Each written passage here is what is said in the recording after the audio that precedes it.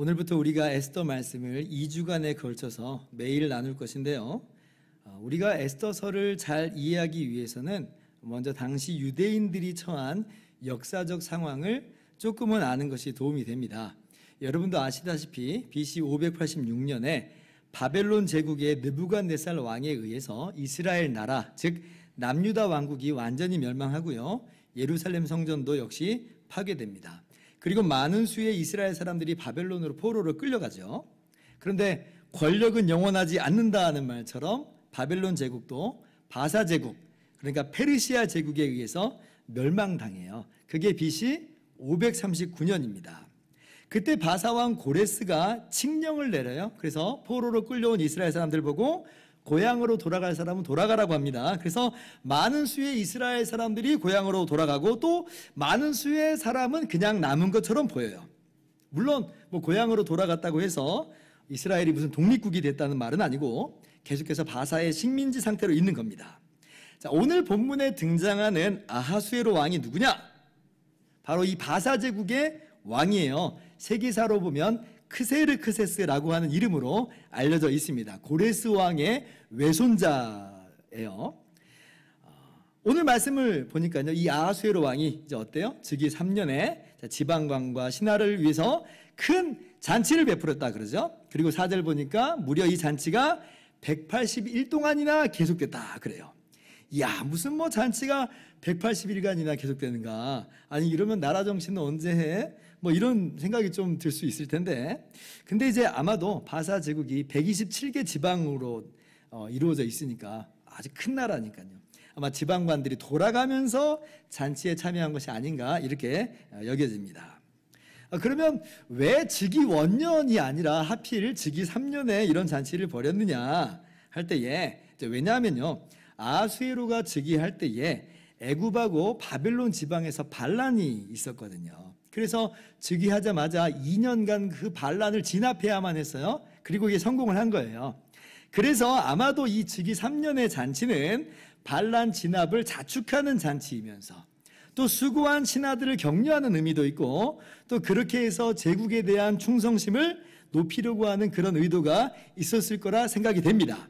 나아가서 저 눈에 가시 같은 그리스의 도시국가들도 정복하기 위해서, 정벌하기 위한 결속을 다지는 시간이었을 수도 있어요. 실제로 이 잔치 후에 아하수에로가요, 대군을 이끌고 그리스 정벌을 떠납니다. 이게 옛날에 영화로도 제작이 된 적이 있어요. 300이라고 하는 영화 여러분 혹시 아실 텐데, 그 영화의 배경이 오늘 이 아하수에로 왕이에요. 그 영화 속에서 나는 관대하다 했던 그 유명한 대사가 있잖아요. 그 왕이 아하수에로 왕이에요. 그래서 이제 180일간의 잔치가 다 끝났습니다. 근데 또 뭐가 있냐면 뒤풀이 잔치가 남았어요. 뒤풀이 잔치가. 그래서 아하수에로 왕이 이번에는 도성인 수산에 있는 백성들을 위해서 또 잔치를 개최합니다. 진짜 대단하죠? 이러고도 나라가 멀쩡한 걸 보니 당시에 바사 제국의 국력이, 세력이 얼마나 강대했는지를 우리가 잘 알 수가 있는 거예요. 그러면 이번에는 왜 또 잔치를 벌였는가? 여기에 대해서는 아마도 이 180일 동안이나 잔치가 계속됐으니까 누가 수고를 많이 했겠어요? 아무래도 도성에 있는 백성들이 수고를 많이 했겠죠. 그래서 이제는 그들을 격려하고자 잔치를 열었을 것이다, 이렇게 학자들이 생각을 합니다. 근데 이 잔치에는 특징이 하나 있어요. 어떤 특징이냐면 8절 보세요. 자, 마시는 것도 법도가 있어 사람으로 억지로 하지 않게 하니 이는 왕이 모든 국내 관리에게 명령하여 각 사람이 마음대로 하게 함이더라. 예로부터 잔치에는 술이 빠지지 않죠. 그런데 뭐라고 말해요? 술을 억지로 마시도록 권하지 않았다는 거예요. 우리나라는 옛날부터 술 강요 문화가 굉장히 센 나라죠. 근데 이제 3년 전부터 직장 내에 괴롭힘 금지법 이런 것들이 이제 생겨가지고, 그래서 옛날보다는 많이 덜 하게 됐어요. 그런데 오늘 말씀 보니까 어때요? 아니, 이미 아하수에로 왕은요, 억지로 백성들로 하여금 마시지 않겠다고 해요. 그러니까 오늘날 개념으로 봐도 굉장히 세련된 그런 문화를 가지고 있었음을 우리가 알 수가 있습니다. 그런데 이제 좁은 의미에서는 억지로 마시지 않게 하는 거지만, 또 다른 측면에서는 뭐예요? 먹고 싶은 대로 마음껏 먹게 한다는 그런 의미도 있어요. 이 잔치에 지금 어주가 한이 없었다고 그러잖아요. 그러니까 먹고 싶은 사람은 또 마음껏 먹으라는 거예요. 나는 관대하다. 자, 그러면 사람들은 대체로 어느 쪽으로 기울어질까요? 공짜 술인데. 바빠서, 비싸서, 없어서 많이 못 마셨는데 아마도 인간의 본성상 대부분은 취할 때까지 마셨을 확률이 큽니다. 다른 사람들은 잘 모르겠어요. 그런데 한 사람만큼은 분명히 술에 거나하게 취한 모습으로 등장합니다. 10절 보니까 아하수에로 왕이요, 술이 취해서 기분이 좋아졌어요. 술이 들어가면 기분이 좋아지잖아요. 그런데 이게 바로 문제의 발단이었어요. 술 취해서 기분이 좋으면 그냥 자기 혼자 기분 좋고 끝나면 되거든요. 그런데 아하수에로 왕이 왕후 와스디 보고 잔치에 나오라는 거예요. 여러분, 이게 뭐냐면요, 인간 안에 있는 과시욕이 발동한 거예요. 과시욕이 사람들 앞에서 자랑하고 있는 거예요. 왜냐하면 와스디가 예뻤거든요. 이게 와스디를 사랑해가지고 하는 어떤 인격적인 행동이 아니에요. 아하수에로 왕 자신의 소유 중에서 이를테면 최고의 상품을 사람들 앞에 전시하는 거예요. 자기 자랑하는 거죠. 예전에 저희 부모님 세대에서 아버지들이 종종 이런 비슷한 일을 하셨어요. 친구분들 오셔서 함께 약주 드시다가 좀 술 취하시면 꼭 자식들 불러내는 아버지들이 계셨습니다. 왜 불러내요? 똑똑하고 공부 잘하고 좋은 대학 갔다고, 그거 자랑하느라고 불러내는 거예요.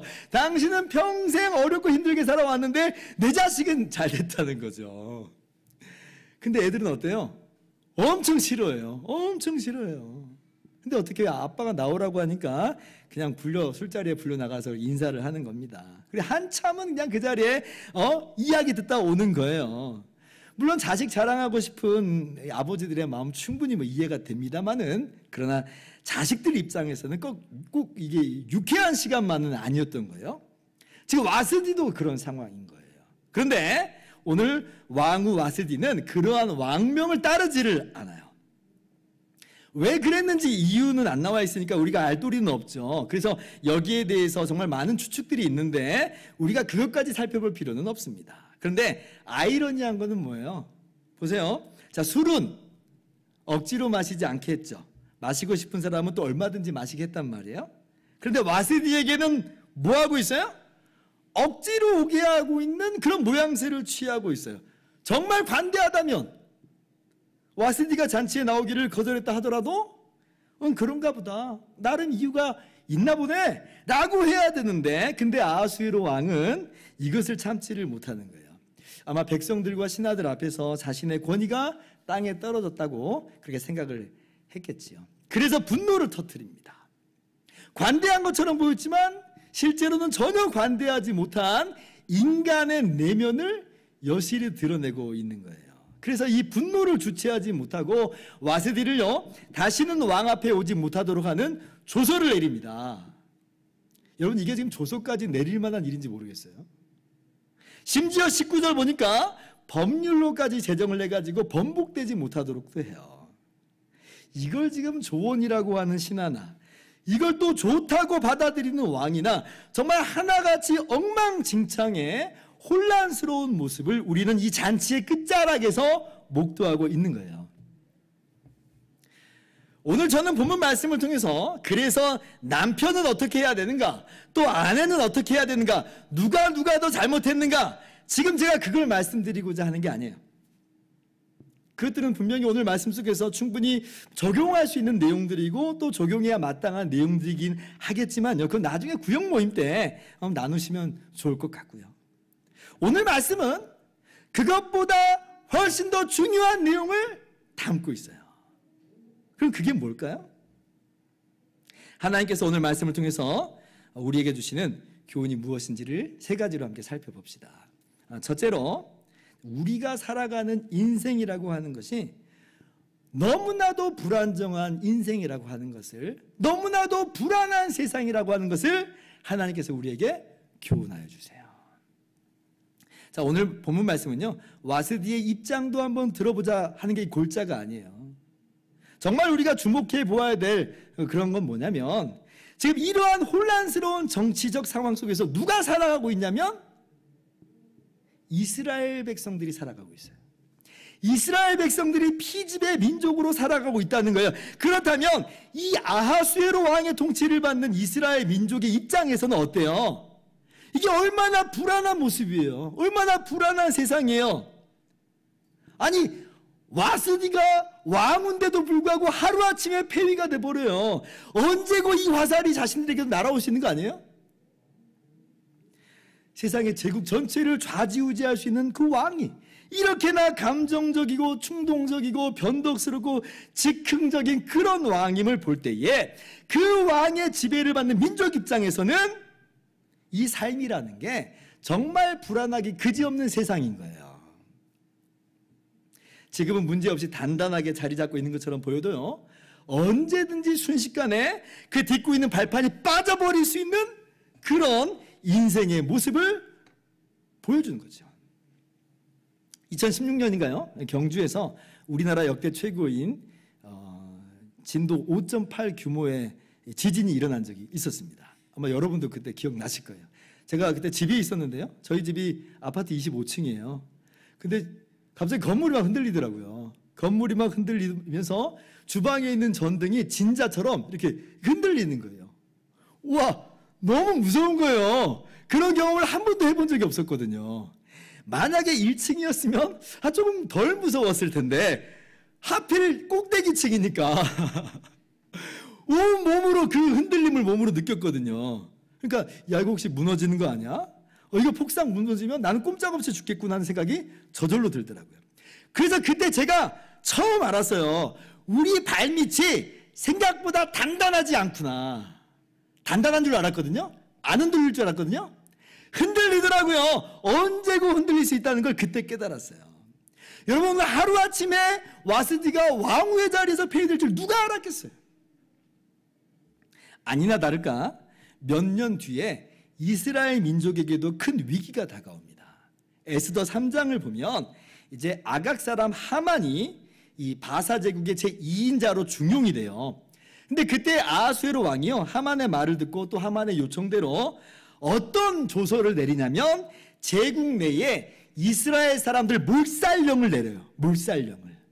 앞으로 11개월 후면 11월 13일 날에 하루아침에 다른 사람들이 이스라엘 민족을 죽일 수 있고 또 약탈할 수 있는 그런 조서를 내려요. 그리고 이때도 마찬가지로 도장을 찍어가지고 못 바꾸도록 합니다. 이 조서를 못 바꾸도록 하는 거예요. 이스라엘 사람들이 꿈에도 생각할 수 없었던 일이 벌어진 거예요. 안전할 줄만 알았던 이 세상이 흔들려 버린 거예요. 그런데 그 전조가 복선과도 같이 오늘 1장에 나와 있는 거죠. 그리고 그때도요, 그 끔찍하고도 엄청난 조서를 내려놓고도 아하수에로 왕은 하만하고 한가롭게 술이나 마시고 있어요. 그러니 여러분, 이 아하수에로 왕이 다스리는 제국이라고 하는 것이 얼마나 불안정하고 얼마나 두려운 세상이에요. 얼마나 불안한 세상이에요. 오늘은 괜찮았다 할지라도 갑자기 내일이 되면 급변할 수 있고 하루아침에 망할 수 있는 믿을 수 없는 세상이라는 거예요. 화려함 이면에 떨쳐낼 수 없는 불안함이 공존하고 있는 겁니다. 여러분, 세상은 우리가 안심하고 살아갈 수 있는 그런 발판이 아니에요. 언제고 뒤집어질 수 있어요. 그럼 이렇게 흔들리기 쉬운 이 인생과 세상 속에서 누가 과연 우리를 도울 수 있으며 누가 과연 우리를 지킬 수 있는가? 우리가 정말 의지할 대상은 누군가? 생각해 봐야죠. 우리가 살아가는 세상의 진면목과 이 세상을 살아가는 우리 인생의 허약함과 연약함을 깨달아 알 수 있기를 바랍니다. 자, 둘째로 주시는 교훈은요, 그러나 하나님이 우리를 도우신다는 거고요. 세 번째 주시는 교훈은 그렇게 일하시는 하나님이 우리 눈에는 보이지 않는다는 거예요. 여러분, 에스더서가 가지고 있는 가장 독특한 특징이 하나 있는데요. 그게 뭐냐면 에스더서에는 하나님이라고 하는 단어가 단 한 번도 안 나와요. 오늘 우리가 1장 전체를 다 읽었는데 하나님이라는 단어 보셨어요? 못 봤어요. 1장만 아니에요. 10장까지 하나님이라는 단어는 단 한 번도 나오질 않아요. 그야말로 철저하게 가려져 있고 철저하게 숨겨져 있어요. 아니 그럼 하나님 안 나오면 이거는 하나님하고 아무런 상관이 없나 보네, 그렇게 생각될 수도 있는데요. 그러나 에스더서의 특징은 뭐냐면 하나님이라고 하는 단어는 단 한 번도 언급되지 않았음에도 불구하고 에스더서를 읽는 사람들은 누구든지 당연히 하나님을 생각한다는 거예요. 아마 여러분 성경을 계속 읽어오셨던 분들은 깜짝 놀랐을 거예요. 진짜 에스더서에서는 하나님이 한 번도 안 나와? 안 나와요. 안 나와요. 목사님 몰랐어요. 오늘 제가 말씀 안 드렸으면 아마 계속 몰랐을 수도 있어요. 그만큼 하나님이 에스더서에 녹아 있거든요. 근데 명백하게 기록되지는 않았다는 거예요. 예를 들면 이런 내용이 있어요. 하만이 이스라엘 사람들을 다 진멸하기 전에 먼저 눈에 가시였던 이스라엘 사람 모르드게부터 먼저 죽이려고 들어요. 사실 하만이 이스라엘 사람들을 다 진멸하려고 했던 이유도 모르드게가 하만에게 절을 하지 않아서 그렇거든요. 근데 이제 모르드게를 처형시켜 달라고 아수에로에게 요청하려고 갑니다. 근데 전날 밤 하만이 2인자니까 요청하면 될 거예요, 그렇게. 근데 그 전날 밤 어떤 일이 있게 되냐면 아수에로 왕이 잠이 안 와요. 그래서 역대 일기를 가져다가 읽게 합니다. 어떤 거하고 우리 비슷한 거냐면 잠이 안 오면 우리가 밤에 책 보잖아요. 그러면 갑자기 잠이 솔솔 잘 와요. 그런 것처럼 역대 일기를 읽어서 잠을 청하고자 하는 거죠. 그런데 그 일기를 듣는 중에 어떤 내용이 딱 나오냐면 모르드게가 왕을 암살하려던 다른 사람들의 음모를 왕에게 알려줘서 왕에게 도움을 줬던 내용이 딱 나오는 거예요. 하필 그 내용이 그 많은 내용 중에서 그 내용이 딱 나와요. 그리고 더 용한 건 뭐냐면 일기를 들으면서 자야 되는데 아수에로 왕이 잠을 안 자고 있어요. 잠을 안 자고 그 일기 내용을 고스란히 듣고 있는 거예요. 그래서 하만이요, 그 다음날 모르드게를 죽여달라고 들어왔는데 한마디도 못하고 모르드게의 모자도 꺼내지 못하고 아수에로 왕이 도리어 명령을 내려서 모르드게에게 말을 태워서 네가 하루 동안 모르드게를 칭찬하는 앞잡이 노릇을 하라, 이렇게 명령을 내립니다. 세상에 모르드게를 죽이려고 요청하려 왔는데 졸지에 모르드게의 앞잡이가 돼버렸어요. 대반전이 일어난 거예요. 대반전이. 그러면 이 일이 누구에게서 비롯된 거냐 하는 거예요. 하나님의 하자도 안 나와요. 그러나 우리 모두는 다 아는 거죠. 이야, 하나님이 기가 막히게 일하셨구나. 하나님이 도우셨구나. 이거 굳이 가르쳐주지 않았는데도 하나님의 놀라운 역사와 섭리에 우리가 탐복을 하는 거예요.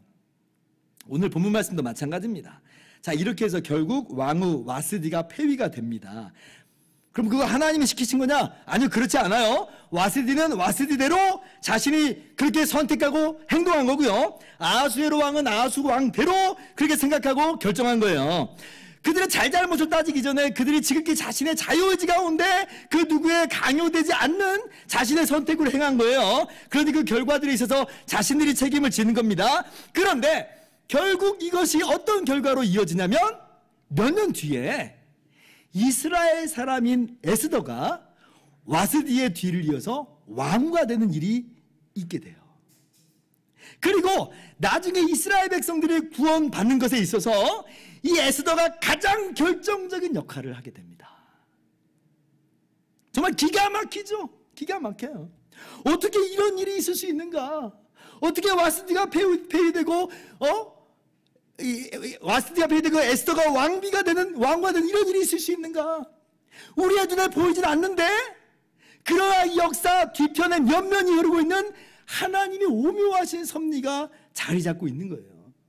그래서 에스더서를 읽는 사람들은 누구나 그것을 발견하게 되는 거죠. 로마서 8장 28절은 그래서 이렇게 말씀하고 있습니다.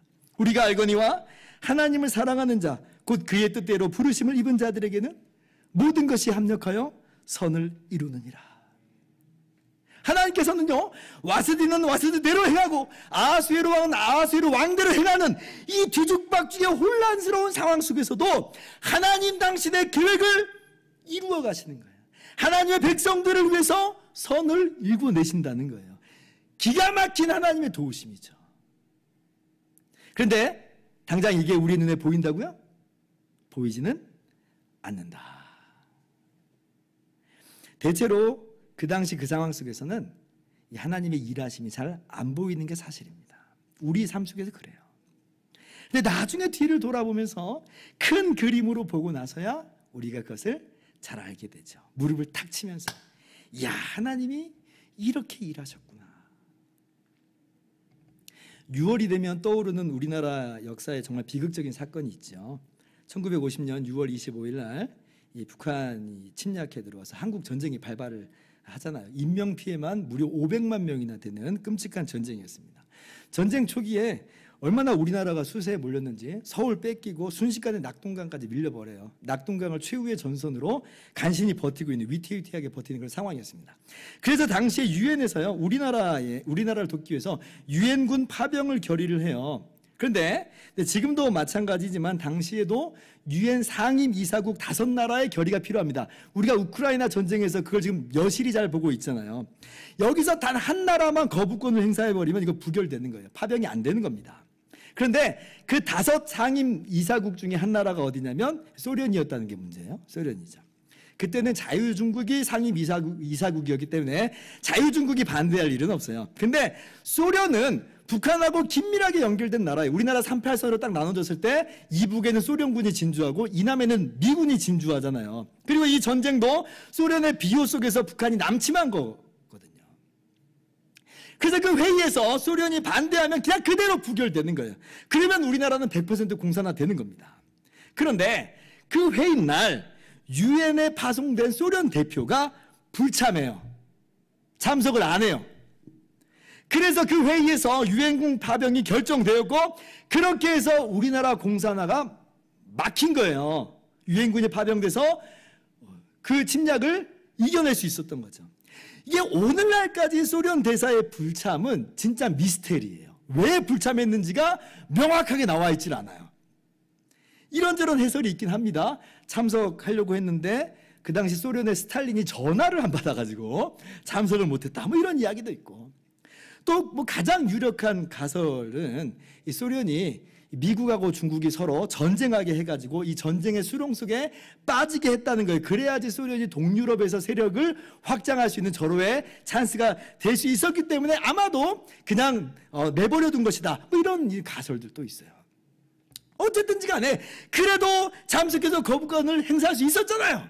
근데 안 했단 말이에요. 그리고 그 결과 우리나라는 살 수 있게 됐어요. 왜 그랬을까요? 어떤 일이 벌어진 걸까요? 우리 한국교회의 해석은 그렇습니다. 하나님이 도우셨다. 하나님이 도우셨다. 여러분, 6.25 전쟁 중에 공식적으로 순교당한 사람만 1026명입니다. 일제시대보다 많아요. 북한에 그렇게 많은 교회가 활발하게 활동했는데 다 무너져 버렸어요. 지금도 북한에서 기독교인이라고 발각되면 죽임을 당하든지 아니면 정치범 수용소, 최소 정치범 수용소행이에요. 20년째 기독교 탄압국가 최고 제1위가 북한입니다. 근데 만약에 그때 유엔 회의에서 소련 대사가 불참하지 않았다면 어떻게 됐을까요? 거부권이 행사되고 그러면 우리나라는 공산화 됐겠죠? 그러면 여기 이 자리에 모여서 하나님 예배하는 우리들은 어떻게 됐을까요? 이렇게 자유롭게 하나님 예배할 수 있었을까요? 못했을 거예요. 그죠? 하나님께서 정말 우리 민족을 불쌍히 여기셔서 한국교회 절반을 남겨두신 거예요. 물론 여기에서 하나님의 하자라고 단 한 글자도 나와 있지 않아요. 근데 이건 에스더서 역시 마찬가지예요. 하나님 전혀 언급되지 않았죠. 그러나 지금 이 에스더 사건을 경험한 이스라엘 사람들의 고백은 뭐겠어요? 하나님께서 도우셨다요. 하나님께서 도우셨다. 그죠? 마찬가지예요. 역사를 주관하신 하나님께서 이 어지럽고 혼란스러운 세상 속에서 이렇게 오묘하게 우리나라를, 한국교회를 불쌍히 여기셨고 지키시고 보호하셨다. 여러분, 그 하나님께서 저와 여러분을 도우시는 하나님인 줄 믿으시기 바랍니다. 따라서 오늘을 살아가는 우리의 삶에 있어서 적용할 점은 무엇이냐 할 때에 보이지는 않지만 여전히 일하시는, 도우시는 하나님의 세미한 음성에 날마다 귀를 기울이자는 거예요. 다른 말로는 보이지 않으나 여전히 은밀하게 일하시는 하나님을 믿고 신뢰하자는 겁니다. 열왕기상 17장을 보면 그 유명한 엘리야 선지자의 이야기가 나옵니다. 여러분 엘리야 선지자 잘 알죠? 하늘에서 불이 떨어져가지고 제단에 모든 재물을 다 태운 사건 너무나도 유명하잖아요. 그런데 그러고도 당시에 패역했던 아합 왕과 왕비 이세벨은 회개하고 하나님께로 돌아오질 않아요. 도리어 이세벨은요, 이 엘리야 선지자를 죽이겠다고 아주 발벗고 나서기까지 해요. 하나님을 떠난 이스라엘 백성들이요, 불이 떨어졌을 때는 그래도 움직이는 것 같았지만 그 뒤에 대대적으로 회개했다 이런 말 전혀 나오지 않아요. 그러니까 엘리야 선지자가 얼마나 실망스럽겠어요. 얼마나 낙심이 되겠어요. 맥이 탁 부러지는 거죠. 불까지 내렸는데. 그러니까 하나님께 그냥 나 죽여달라고 요청하기까지 이릅니다. 그만큼 그 마음이 지쳐버린 거예요. 근데 그때 이제 하나님께서 이 광야에서 엘리야 선지자를 만나 주시는데, 먼저는 크고 강한 바람을 엘리야 선지자 앞으로 지나가게 하십니다. 바람이 얼마나 거센지 산을 가르고 바위를 부쉈다고 그래요. 그런데 성경이 뭐라고 말하냐면 그 바람 가운데 여호와께서 계시지 아니하니라. 자, 그리고 지진이 일어나요. 지진이 일어나니까 얼마나 이게 흔들흔들하겠어요. 세상이 흔들흔들하겠잖아요. 그러나 그 지진 가운데서도 여호와께서 계시지 아니하니라. 그냥 불이 일어납니다. 그러나 그 불 가운데서도 여호와께서 계시지 아니하니라. 그런데 그 불 후에 세미한 음성이 들려요. 그 세미한 음성이 뭐냐? 하나님의 음성이에요. 하나님의 음성. 정말 놀랍죠? 그 엄청난 바람과 지진과 불 속에서 엘리야가 거기에서 하나님 만난 거 아니에요. 오히려 가느다란 속삭임 속에서 하나님을 만납니다. 우리는요, 엄청난 기적들, 가시적인 어떤 현상들로만 하나님이 역사하신 줄 알고, 그렇게만 하나님 만난 줄 알고, 그렇게만 하나님 도우시는 줄 알아요. 그러나 그런 거 꼭 아니었던 거예요. 엘리야 입장에서 보면 정말 더 그래요. 불이 떨어졌는데도 아무런 변화가 일어나지 않았잖아요. 이스라엘 사람들도 돌아온 것도 아니고 아합 왕도 이세벨도 변화된 거 아니에요. 아니, 불이 떨어졌는데도 안 바뀌면 도대체 뭘로 이걸 바꿀 수 있는 것인가? 무슨 기대가 남아있을 수 있겠어요? 그래서 자포자기 상황이 돼버린 건데, 그러나 하나님께서 어떻게 엘리야를 만나주시냐면 그 불꽃 가운데서 만나주시는 게 아니라 세미한 음성 가운데 만나주시는 거죠. 그리고 그 음성 속에서 들려주신 바는 뭐냐면 하사엘에게 기름을 부어서 아람 왕이 되게 하고, 예후에게 기름을 부어서 이스라엘 왕이 되게 하고, 엘리사에게 기름을 부어서 엘리야 선지자를 대신하여서 선지자 사역을 이어가도록 하는 거예요. 너무 평범하잖아요. 너무 평범하잖아요. 아니, 지금 바람도 아니고 지진도 아니고 불도 아니에요. 그냥 어떻게 보면 역사의 한 흐름에 불과해요. 그러나 그 역사의 흐름 속에서 하나님께서는 아합의 집을 심판하신다 이렇게 말씀하세요. 하나님께서 역사를 이루어 가시는 방편은 오히려 이런 것이라고 말씀하는 거예요. 세상에 이것이 누가 하나님의 일이라고 상상할 수 있었겠어요? 다른 사람들은 그냥 어쩌다 되어지는 역사의 한 페이지라고 했겠지만, 바로 그 세미한 음성이 진짜 역사를 이루어 가시는 하나님의 손길인 거죠. 그래서 엘리야가 그 하나님의 세미한 음성, 역사 속에서 은밀하게 일하시는 하나님의 주권과 섭리를 들었고, 그렇게 하나님을 만났고, 그렇게 힘을 얻어서 끝까지 그 사명을 잘 감당해내는 거예요. 하나님, 저는 그래도 바람이, 지진이, 불 가운데서 역사하신 하나님 만났으면 좋겠어요. 예, 하나님 때때로 그렇게 기적 가운데 역사하시고 우리를 만나주시고 확인시키시고 도우시기도 합니다. 그러나 훨씬 더 많은 부분과 시간들에 있어서 하나님은 세미한 음성과도 같은 은밀하신 섭리 속에서 만나주시고 도와주세요. 근데 우리가 그걸 못 들으면요, 하나님 역사하시지 않는다고 막 원망하고 불평하고 때때로 좌절해버리고 맙니다. 그래서 오히려 더 중요한 건 뭐냐면 세미한 음성을 듣는 귀가 우리에게 더 필요해요. 은밀하게 섭리 가운데 역사하시고 도우시는 하나님을 보는 눈이 우리에게 더 필요한 거죠. 에스더서가 바로 그런 눈과 귀를 주는 거예요. 에스더서에서 하나님 안 나온다고 그러잖아요. 그러나 역사하신 하나님을 볼 수가 있는 거예요. 들을 수가 있는 거예요. 이야, 그렇구나. 에스더서 보니까 진짜 하나님이 세미한 음성 가운데 일하시고 도우시네. 에스더서를 통해서 보세요. 하나님의 정말 놀라운 섭리와 도우심을 보세요. 좁아 터진 우리의 시각을 하나님의 말씀을 통해서 넓히시기를 바랍니다. 넓게 보고 크게 보세요. 자칫 세상의 시끄럽고 정신없는 소음 속에서 놓치기 쉬운 하나님의 세미한 음성을 말씀을 통해서 들으세요. 그래야 우리가 휘청이지 않아요. 불안하기 짝이 없는 이 세상 속에서 무엇이 우리를 붙들어줄 수 있는가라고 할 때에 세미한 음성 가운데 역사하시는 하나님이 우리를 붙들어주세요. 그것을 보고 그것을 들을 때에 우리가 어떠한 풍랑 속에서도 흔들리지 않는 견고한 그러한 삶을 살아갈 수가 있는 것입니다. 오늘 말씀을 통해서 우리가 얼마나 견고한 반석 위에 서 있는지를 깨달아 하시기를 바랍니다. 이제 말씀을 마칩니다. 한 목사님의 사역 가운데 있었던 그 인생의 귀한 깨달음을 나누고 말씀을 마치고자 하는데요. 얼마 전에 우리 교단 신문에 기고된 에세이 내용이에요. 이분이 사역하시는 교회에 70대 집사님 한 분이 계신데 이분이 참 연약해가지고 신앙이 연약해서 흔들흔들 잘 한대요. 어느 날인가 특별 새벽 기도라고 해서 평소에는 잘 안 나오시는데 특별히 특별 새벽 기도에 나오셨대요. 근데 나오시다가 그만 예배당 앞 디딤돌에 살짝 넘어지는 사고가 있었대요. 근데 말씀 안 하니까 아무도 몰랐죠. 그런데 그 특별 새벽 기도에 넘어졌던 게 그게 하나님께 너무 서운한 거예요. 아니 특별 새벽 기도에 특별히 나왔으면 하나님 나한테 뭔가 좀 잘해 주셔야지 왜 넘어졌냐고. 그래서 아프니까 통증이 있으니까 아니 왜 하나님 이러시냐고 라고 하면서 그만 마음이 넘어져 버려가지고 예배당 출석을 멈췄대요. 그런데 그 가슴 통증이 계속 되니까요 자녀들이 병원에 가보라고 성화를 하더래요. 그래서 그 성화에 못 이겨서 병원에 갔는데 거기에서 심장의 동맥혈관이 상당히 막혀 있어가지고 당장 수술하지 않으면 위험하다. 그래서 수술을 했다는 거예요. 그때 깨달은 거죠. 아, 예배당 앞에서 넘어진 게 오히려 하나님의 도우심이었다. 하나님의 은혜였다는 거예요. 게다가 지난 여름에 홍수가 나가지고 논이 이제 물에 침수가 되는데요.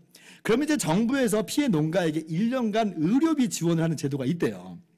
근데 그 수술이 언제였냐면 가을에 수술을 했대요. 그래서 그 막대한 수술비 전액을 이 혜택을 이제 받게 되었다는 그런 이야기예요. 그것도 하나님의 은혜다. 그래서 이 목사님이 병원에 신방을 가니까 그 이야기를 하시더라는 거예요.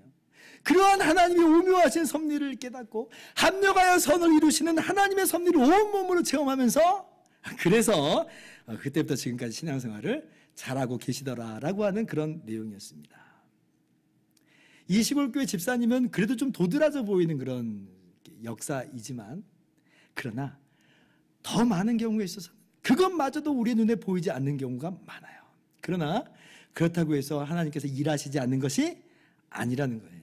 하나님은 여전히 일하시고 우리를 도우세요. 은밀한 중에 역사하시는 하나님이세요.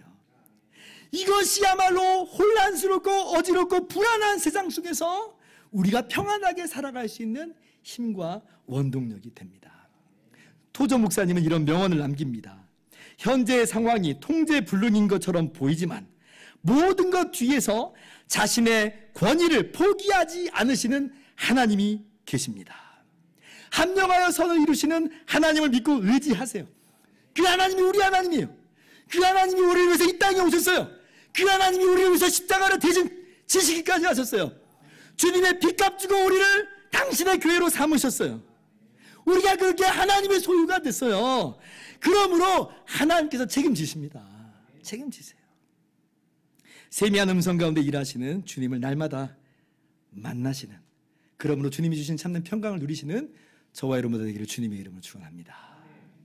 우리 함께 찬양하고 기도하는 시간을 가졌으면 좋겠어요. 나의 가는 길 주님 인도하시네, 이 찬양이에요. 그 가사 내용이 이런 내용이 있습니다. 그는 보이지 않아도 날 위해 일하시네. 주 나의 인도자 항상 함께 하시네. 사랑과 힘 베푸시며 인도하시네. 우리 함께 찬양합시다.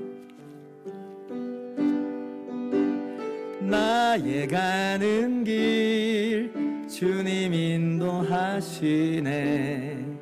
그는 보이지 않아도 날 위해 일하시네. 주 나의 인도자 항상 함께 하시네. 사랑과 힘 베푸시며 인도하시네. 인도하시네. 다시 한번 할까요? 나의 가는 길 주님 인도하시네. 나의 가는 길 주님 인도하시네. 그는 보이지 않아도 날 위해 일하시네. 주 나의 인도자 항상 함께 하시네. 사랑과 힘 베푸시며 인도하시네. 인도하시네. 광야에 길을 만드시고 날 인도해. 사막의 강 만드신 것 보라. 하늘과 땅 변해도 주의 말씀 영원히 내 삶 속에 새 일을 행하리. 나의 가는 길 주님 인도하시네. 그는 보이지 않아도 날 위해 일하시네. 주 나의 인도자 항상 함께 하시네. 사랑과 힘 베푸시며 인도하시네. 인도하시네. 오늘 말씀을 생각하면서 잠잠히 하나님께 기도했으면 좋겠습니다.